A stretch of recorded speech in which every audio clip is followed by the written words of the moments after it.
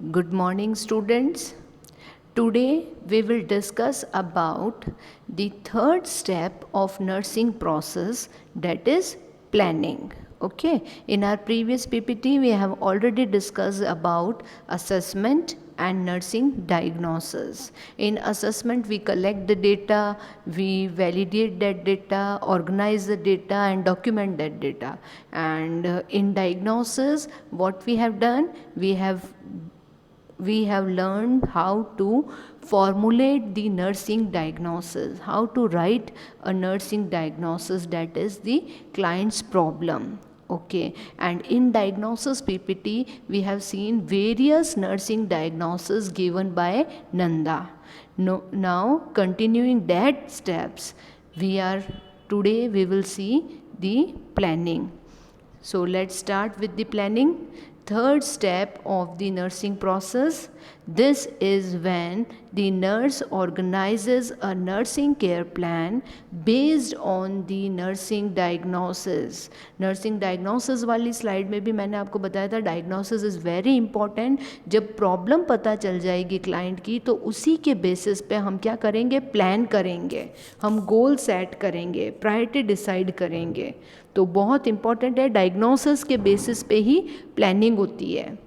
Nurse and client formulate goals to help the client with their problems. Okay, nurse और client दोनों मिलके plan करते हैं और वो डिसाइड करते हैं, गोल्स फॉर्म करते हैं, फॉर्मुलेट करते हैं कि कैसे हम प्लान करके इस प्रॉब्लम को रिजॉल्व कर सकते हैं. Expected outcomes are identified.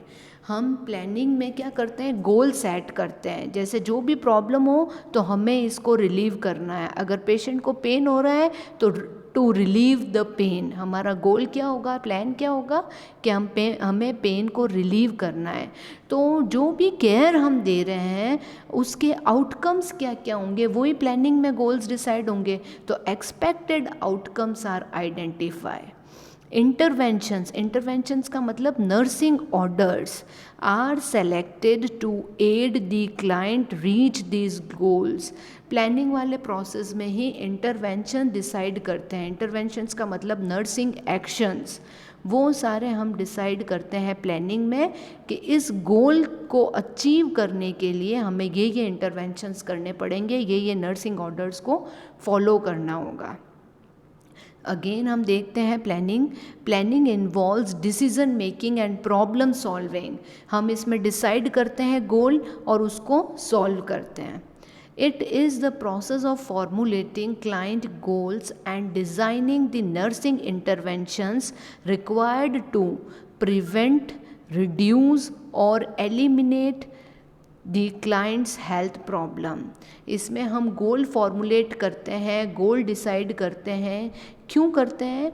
ताकि हम जो प्रॉब्लम है उसको प्रिवेंट कर सकें, उसे कम कर सकें या उसको जड़ से ख़त्म कर सकें, एलिमिनेट कर सकें. इसलिए हम प्लानिंग करते हैं. अब देखते हैं हम वेरियस टाइप्स ऑफ प्लानिंग. तो there are 3 types of planning. First one is initial planning, second one is ongoing planning and third one is discharge planning. So let's discuss it with step by step. Number 1, initial planning. Admission assessment based on the initial care. As nurse obtain new information and evaluate the client's responses to care, they can individualize the initial care plan further. देखो, initial planning का मतलब initial word से ही पता चल रहा है शुरुआत में. तो जब एडमिशन होता है और उस दौरान जो हम असेसमेंट करते हैं, ठीक है, जो इनिशियल असेसमेंट होता है वैसे ही हम क्या करते हैं, एडमिशन के टाइम पे ही असेसमेंट के आधार पर हम केयर प्लान करते हैं कि इस क्लाइंट को ये इस प्लान्ड वे में केयर देंगे. ठीक है, हम न्यू इन्फॉर्मेशन कलेक्ट करते रहेंगे और जो केयर है उसको प्लान करते रहते हैं. तो ये तो होती है initial planning. Second one is on going planning. On going का मतलब होता है साथ साथ चलती रहेगी।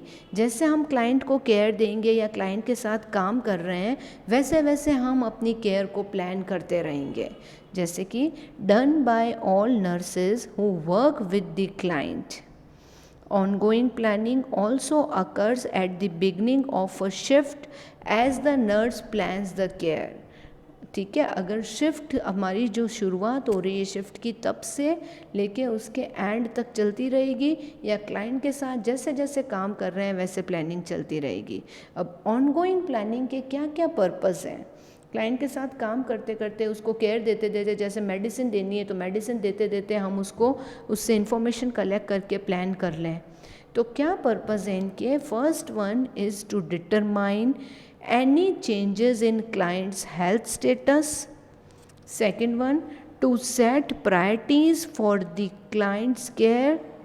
Third, to decide which problems to focus on during the shift.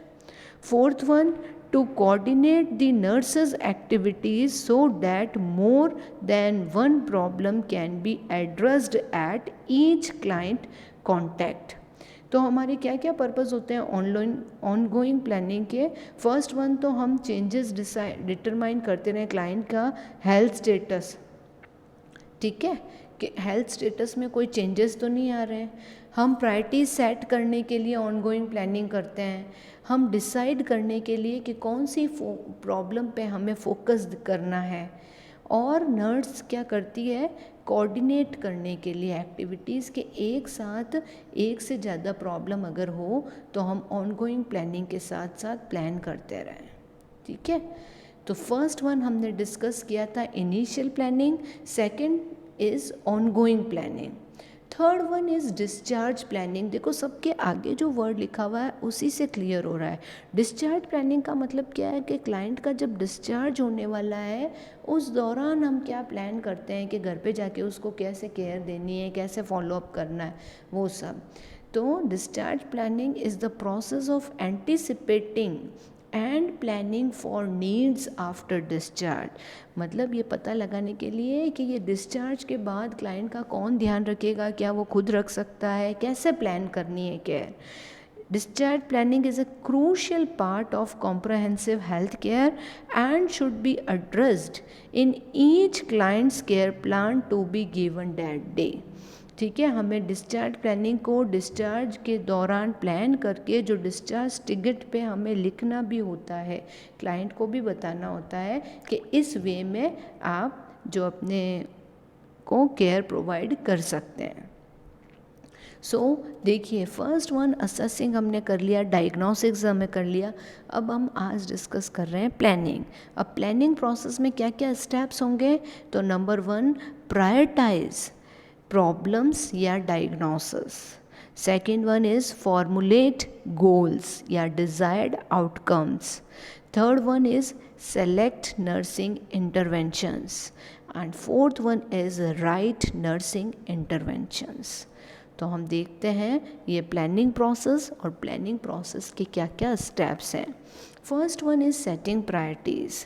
Priorities को सेट करना, जैसे कि हमें इसमें देखना होता है कि क्लाइंट की कितनी ज़रूरतें हैं, क्या क्या प्रॉब्लम्स हैं, और उन प्रॉब्लम्स में से बेसिक प्रॉब्लम को पहले फोकस करना, उसके बाद थोड़ी लेस इम्पॉर्टेंट, उसके बाद में जो इम्पॉर्टेंट नहीं है। तो प्रायोरिटीज़ को पहले सेट करना। अब एक क्लाइंट है तो ज़रूरी नहीं है उसको एक तरह की हेल्थ प्रॉब्लम होगी, तो हमें क्या करना होता है? हमें सेट करनी होती है प्रायोरिटी, प्राथमिकता तय करनी होती है कि पहले कौन सी प्रॉब्लम को रिजॉल्व करना है और किसके लिए गोल बना के इंटरवेंशन सारे डिसाइड करने हैं।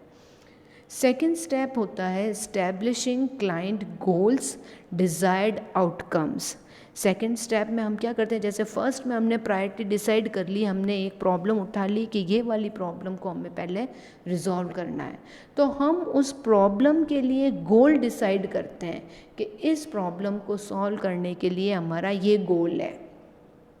Third step is selecting nursing interventions and activities. देखो इंटरवेंशंस का मतलब होता है एक्शंस, है ना। तो हम क्या करते हैं, हमने जो गोल डिसाइड किया, सबसे पहले हमने प्रायोरिटी डिसाइड की, उसके बाद हमने उसका गोल डिसाइड किया, और गोल डिसाइड करने के बाद में क्या क्या नर्सिंग एक्शंस हमने सेलेक्ट किए वो आते हैं थर्ड स्टेप में। एंड फोर्थ स्टेप में writing individualised nursing interventions on care plans. इसमें फोर्थ वन में हम क्या करते हैं, लिखते हैं उसको, डॉक्यूमेंटेशन करते हैं कि हमने इस गोल को रिजॉल्व करने के लिए ये प्लान किया और ये इंटरवेंशन मतलब ये एक्शन किए। ठीक है, तो स्टूडेंट्स हम डिस्कस करेंगे तो आपको और क्लियर हो जाएगा प्लानिंग प्रोसेस में। सबसे पहले सेटिंग प्रायोरिटीज़।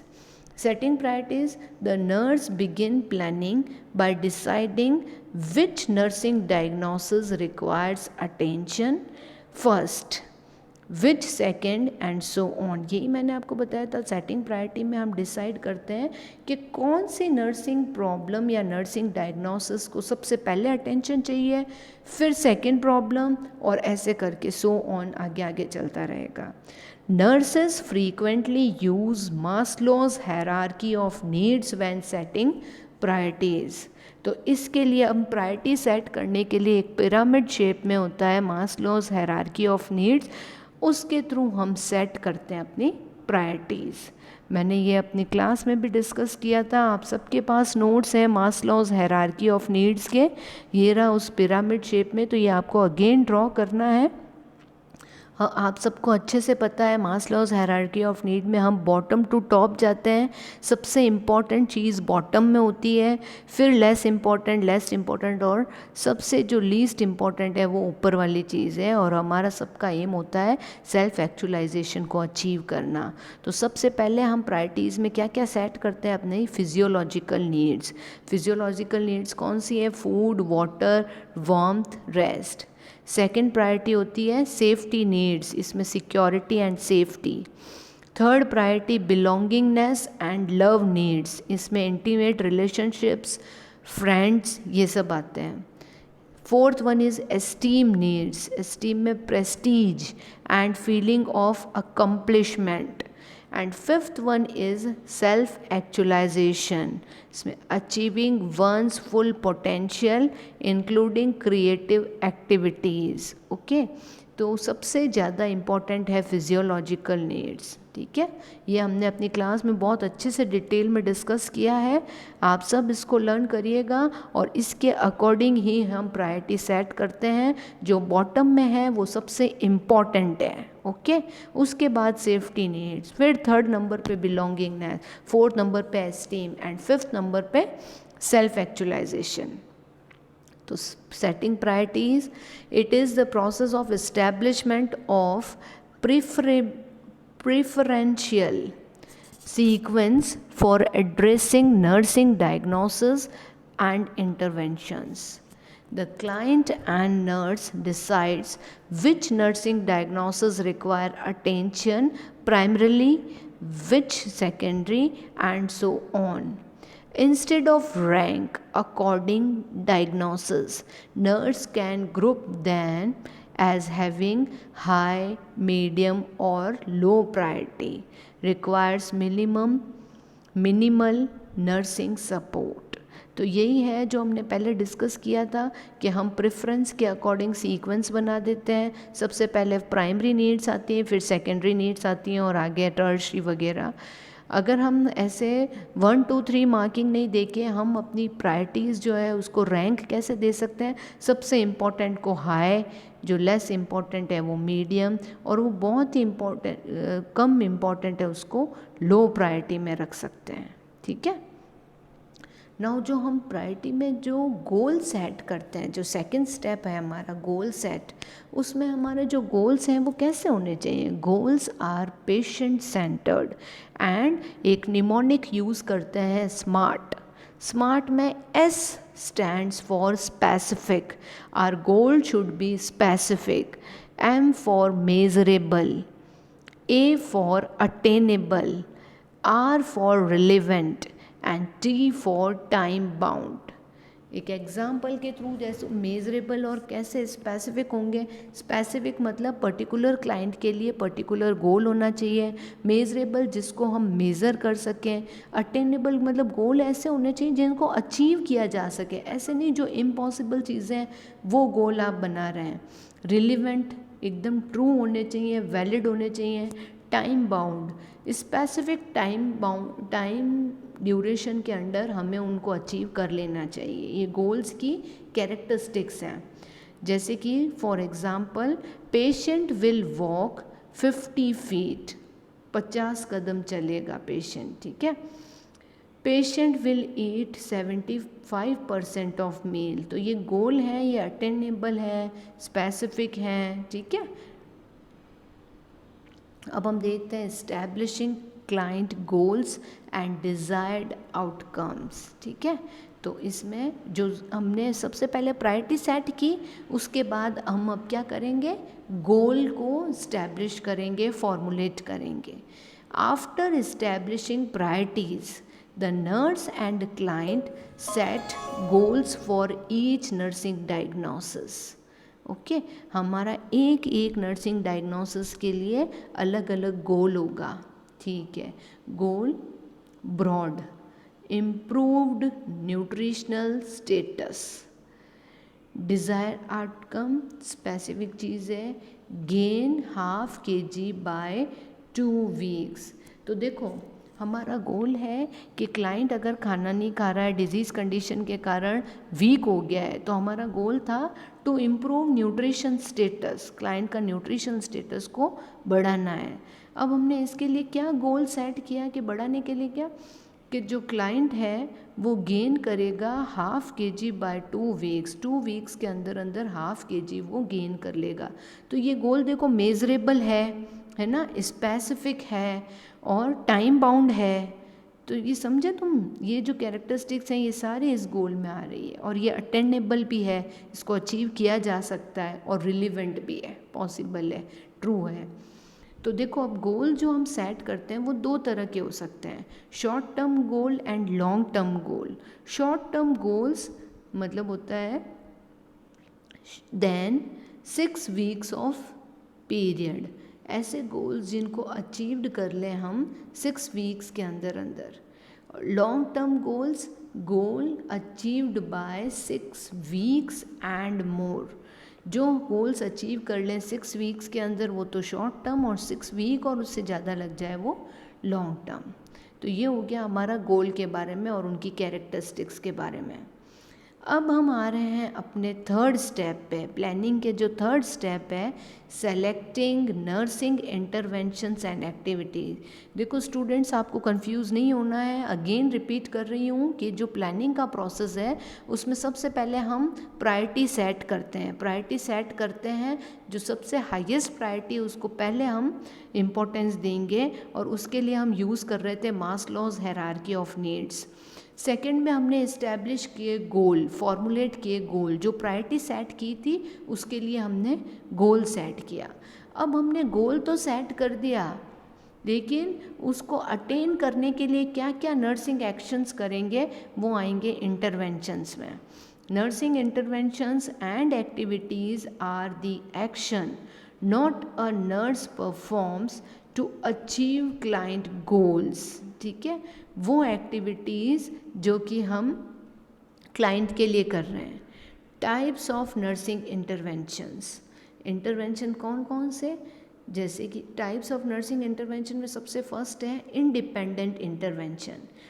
इंडिपेंडेंट इंटरवेंशंस में ऐसी activities that are nurse are licensed to initiate, ऐसी एक्टिविटी जो नर्स कर सकती है विदाउट एनी फिजिशियंस हेल्प या फिर ऑर्डर, चाहे फिजिशियन ने ऑर्डर किया नहीं किया, नर्स अपने आप बाउंड नहीं है उसके लिए। कौन कौन सी, जैसे क्लाइंट की physical care, ongoing assessment, counselling, emotional support, ठीक है, एनवायरमेंटल मैनेजमेंट, ये सारे जो हैं ये नर्स अपने आप कर सकती है, किसी के ऊपर डिपेंड नहीं है।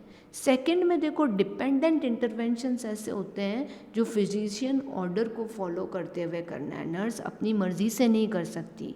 Activities carried out under physician's order, example medications, diagnostic test, diet, activities, ठीक है। तो ये सारे हमें फिजिशियन से पूछ के कि कौन सी दवाई देनी है, कौन से टेस्ट करवाने हैं, खाने में क्या देना है, ये नर्स अपनी मर्जी से क्लाइंट को नहीं बताएगी। Third one is collaborative intervention. Collaborative मतलब किसी और भी सहायक, किसी से सहायता लेके।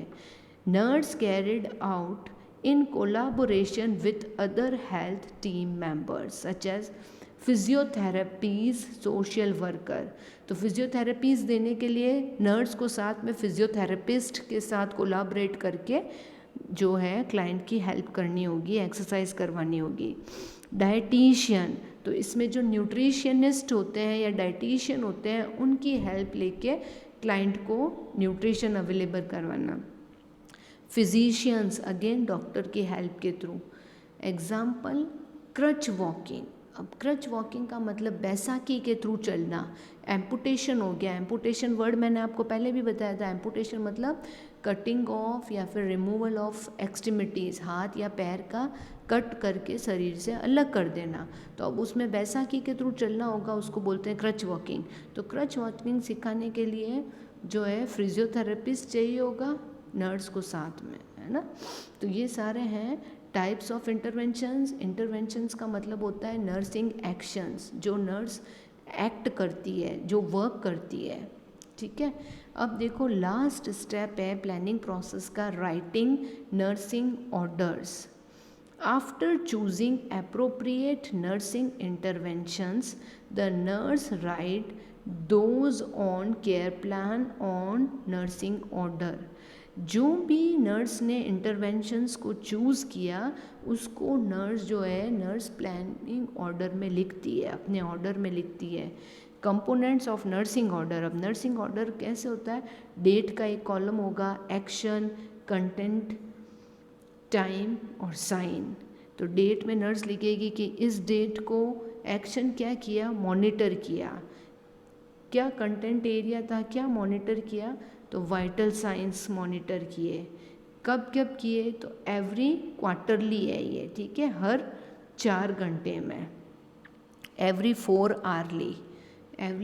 आवरली वाइटल साइंस मॉनिटर किए क्लाइंट के। ये डेट और यहाँ पे साइन वाले कॉलम में सिग्नेचर करने होते हैं।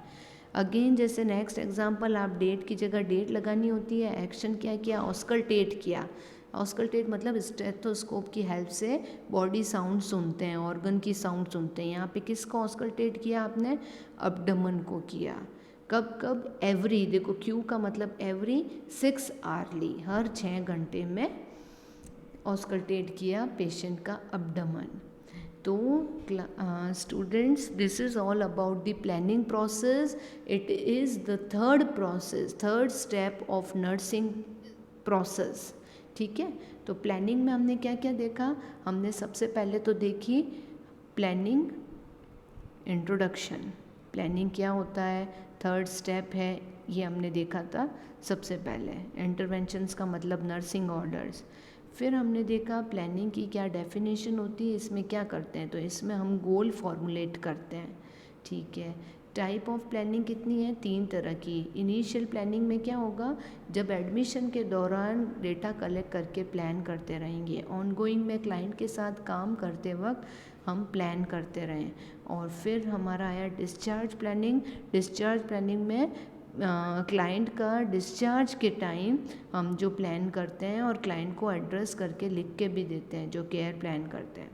फिर देखो प्लानिंग प्रोसेस के 4 स्टेप्स थे, setting priorities, establishing client goals, desired outcome, setting nursing interventions and activities, and fourth one is writing individualize nursing interventions on plan care plans. तो सेटिंग प्रायोरिटीज़ में हमने मास्लोज ऑफ हायरार्की नीड लिया। सबसे पहले physiological need, safety need, belongingness and love needs, esteem needs and self actualization. फिर second हमने देखा कि गोल्स को हम फॉर्मुलेट करते हैं। उसको अचीव करने के लिए एक न्यूमोनिक हमने देखा था स्मार्ट। स्मार्ट में S for specific, measurable, attainable, relevant and time bound.